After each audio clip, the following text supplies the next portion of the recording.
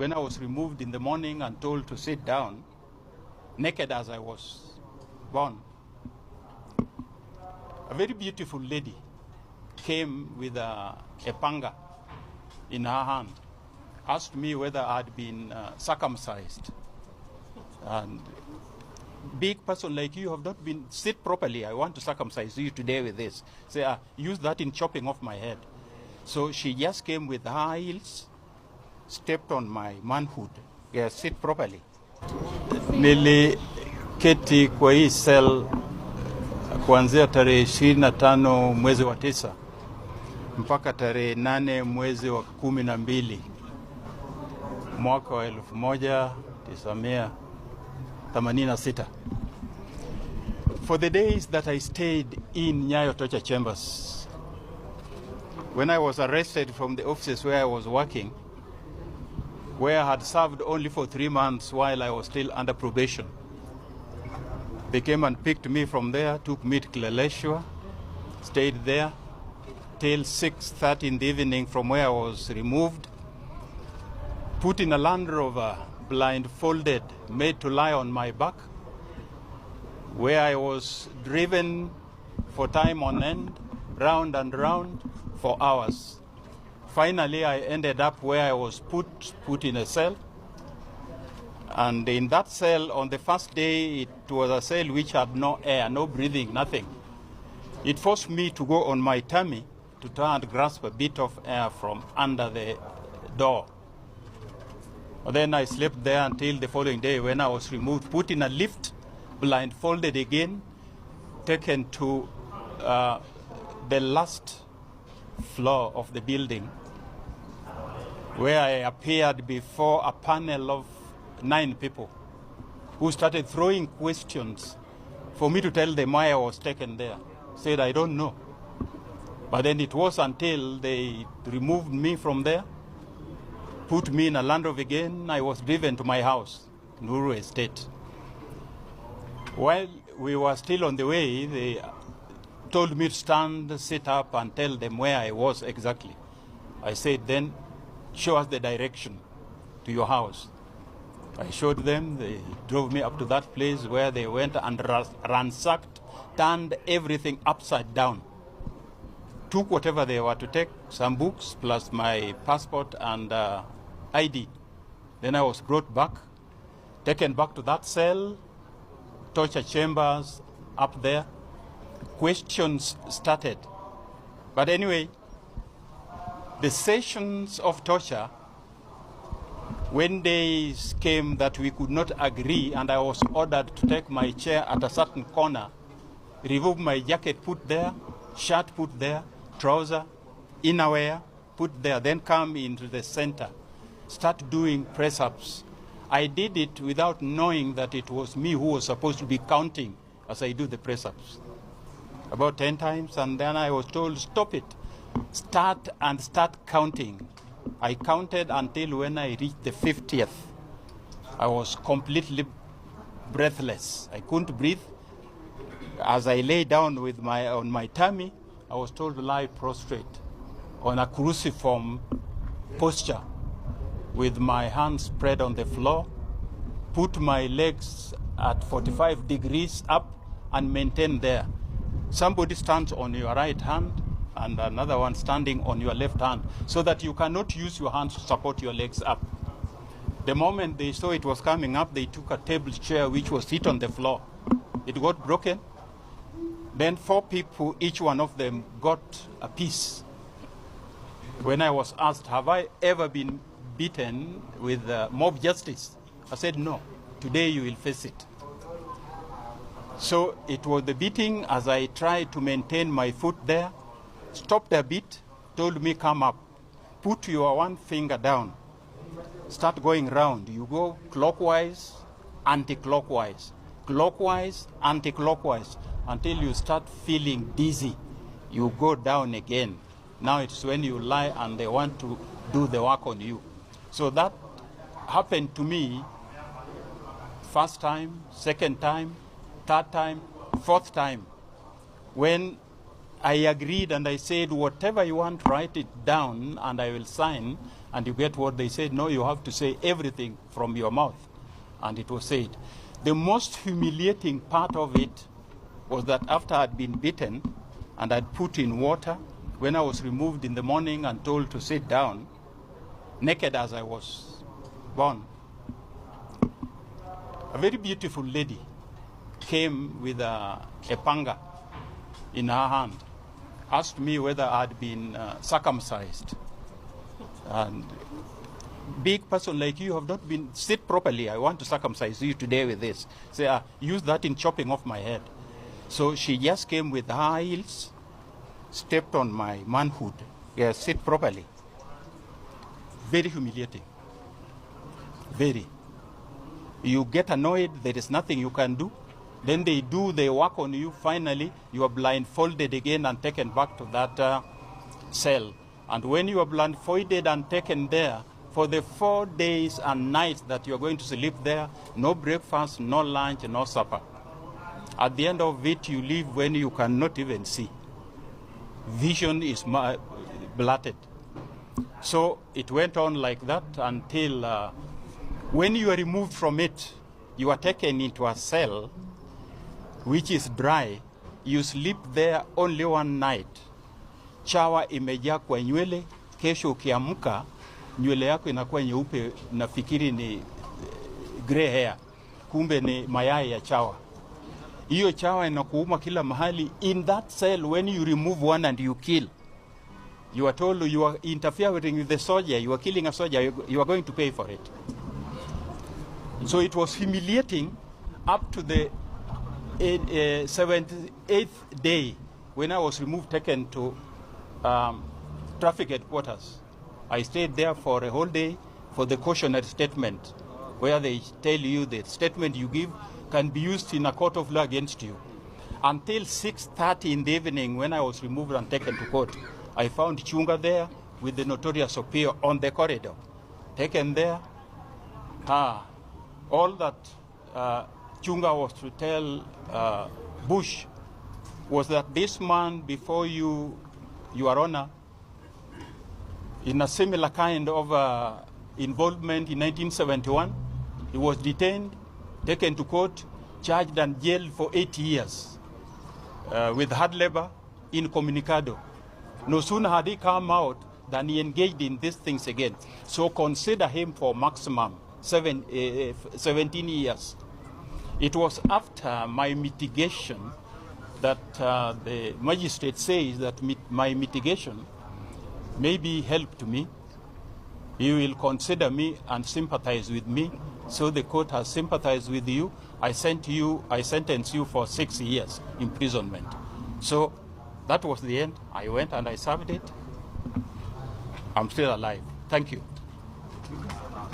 Swahili ndio watu waelewe kwa ajili ile mambo ilikuwa hapa, naona wengi ni wachanga. Na nasema mimi nilikuwa muathiriwa. I think mimi ndio nilikuwa mdogo siku hiyo 1990. Nilishikwa kutoka Machakos bus station. Tulionekana tukiwa na Rumba Kenobi and Advocate. Tulikuwa naye pale Globe Cinema. Na ndio nikaletwa hapa. Hapo nakwambia hata heri kwa shetani. Hapo ni pambaya. Namwambia hapo ni pambaya. Ukiwekwa hapa nafikiri wale wameingia hapa wamejionea. Na saa hiyo hakuna kitu uko nayo, unatolewa nguo zote. You are naked. Hata suruali ya ndani waliachwa naye. Sikuenda naye.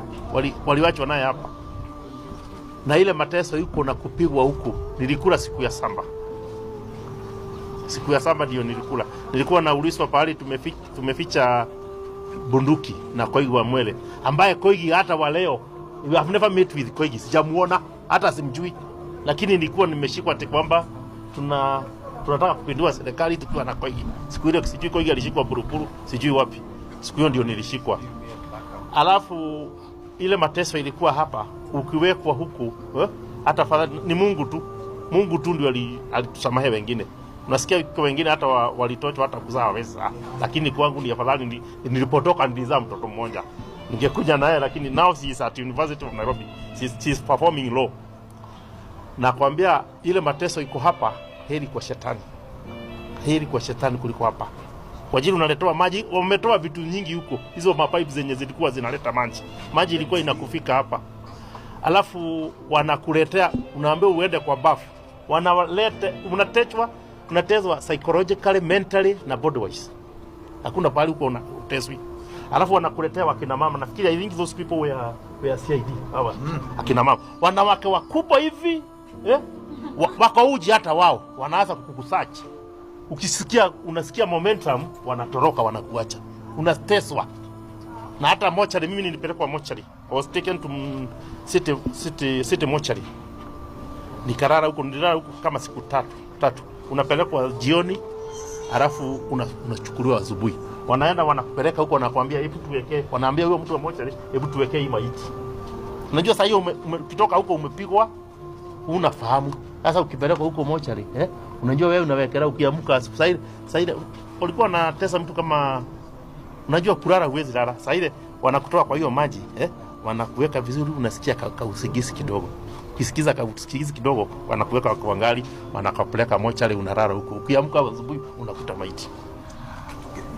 Kefa. Sasa kwa upande, wacha niongee tu kwa upande ya kusamehe. Iko kitu nataka kuongea mambo ya Moi. Kwa ajili yeye ndio alifanya tu hapa. Kwa upande ya kumsamehe, kwangu mimi nasema siwezi samehe. Kwa ajili ile statement alitoa, alisema ya kwamba kama iko mtu nilikosea, so it means that he don't know. Kwa hivyo mimi hata nikikuta Moi kwa Mungu sitataka hiyo uhai, sitaki.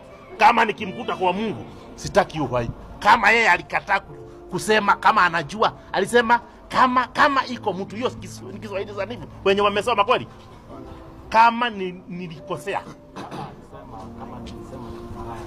Hata kwa pande ya kusemea alisema kama iko mtu nilikosea, naomba msamaha, na wale wamenikosea na wasamehe. Si ndio alisema, ama mimi ndio nilisikia vibaya? Kwa hivyo mimi siwezi samehe, hata nikimkuta kwa Mungu huwa sitaki. Ukweli mimi, hiyo ni mambo yangu. Asante. Okay, thank you. I'm not going to be just caught like a hen. It is going to be slaughtered for business. They were beating everywhere, especially these upper parts, so that you are immobilized. You don't have any much strength anymore. That was a battleground, a big one. Yeah, you would not come out of that place. No. You would not come out of that place. Just the way I told you earlier, that if somebody comes with a bullet cocked already, I'll just sit like this. But torture, I will not wait. Only the speed will matter. If it's faster, it will get me on the move. And if it is killing, why can't you kill instead of torturing somebody where you cry like a baby because of torture? Did you cry? Surely. How do you contain that pain? If somebody can decide to do anything with your body, how do you contain that? Even if you are a hard rock, you better be killed instantly, and they forget about you. Since every place is dark, you are thrown into the sand. You can't know how many days you have finished on this earth, and what is the date, what is the month, what is the year.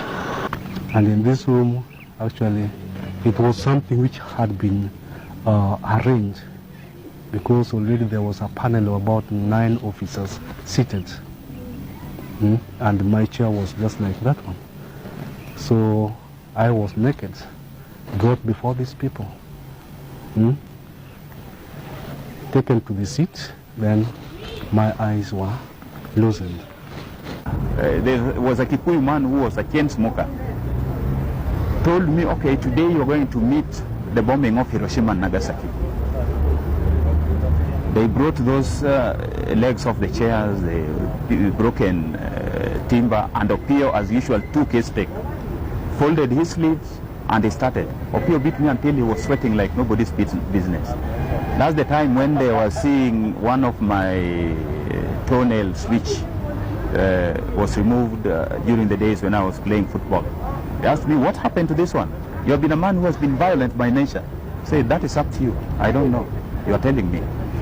They started hitting that thing until that nail came out. And from my body, whenever I moved on the floor, as I was moving, running away and from the beatings, I could see blood oozing out of my rectum. So they started teasing me. Have you ever seen a man going on monthly period? Ni vita. Ni vita. Haikuwa mazungumzo, ilikuwa vita. Haikuwa mazungumzo, ilikuwa ni vita, na ni vita kali. Sababu unapiga mtu hawezi kureact. Unajua ukinipiga na ninakupiga, mwili yangu na gain resistance, napata nguvu. Lakini hii utapigwa kama nyoka. Hata nyoka afadhali ingine iko na mate na yesa tupa na mate. Lakini hii huwezi. And then there is also a time when they hit very hard, they ensure that you lick. You lick the blood. So they were using those methods. They could tell me now, you yourself lick whatever blood that is there on the floor. And no otherwise. They were beating everywhere. Especially these upper parts, so that you are immobilized. You don't have any much strength anymore. That was a battleground, a big one. Yeah, you would not come out of that place. No. You would not come out of that place. That was a very long time. You would not come out of that place. I was put on a single room, painted black, flooded with cold water, and was stripped naked. There was no food, no anything, for 24 hours, for 10 days. These people were beating people like hell. I can remember very well when I was there. I had Mirugi karaoke, then people Nakuru now, was next. And he was even thoroughly beaten like me. Nduru utasikia, we iko kwa shell yako na wengine. Kwanza ulisikia Mrugi akilia. Nalia kama mtoto. Tena analia na lugha. Mrugi alijaribu kulia na lugha yote. Anasema Mungu, ilikuwa hakuna mtu anaweza lilia, unalilia Mungu. Mungu. And I think I've got a scar here. Yeah, I've got a mark here which was beaten by Serega. Ile kitu ya askari. You see this mark here? Yeah, that was during the interrogation. This one. Walipiga na ile rungu. Walikuwa napiga hapa. Walikuwa na pluck these ears with pliers, Yeah. Unajua pliers? Nails. Walikuwa wanafanya hivyo kidogo. Those are the much I can remember what they did to me. I don't know what they did to others. So on that day, actually, I was fairly beaten. And the first person who to beat me was Opio James. When I fell down, actually, he really treaded on my left cheek, and even my tooth came out. This one came out. A portion of it came out on the spot, and the other one remained within the skin. And after beating me so much, I was taken back to the cells. My legs became so swollen because mostly they were beating this place. Mostly this place. And the testes, they could hold the testes, just pluck them with some nails, you see, because they knew whoever was taken there was a member. Sasa hapo mateso mengi ambapo yalikuwa wanatutesa hapo, kukupiga kwa miguu Nyayo, ambapo kuna vidole walikuwa wameweka misumari kwa mbao. Sasa wanasema wanaweka kwa mesa hivi. Sasa wanakutuangia misumari hiyo kwa mbao. Hata kuna vidonda mingi, ukiangalia vidonda mingi vile walikuwa gonga misumari ziko mingi zaidi, ambapo walikuwa na kufunga na kuweka sijui walikuwa na, alafu wanabitisia miti hapa wanakutwanga, ambapo wakatupeleka kwa shafu. Kuna wadudu wengi wanakufunga, wanaenda kutupa kwa mashafu, wanakuuma. Ikafikia mahali wakasema kwa hiyo nyumba tena kuna mawaya zinatoka juu. Sasa wakati wanakuja kuweka kuweka kwa makendo huko, sasa walikuwa wakiweka huko kwa sehemu za siri huko,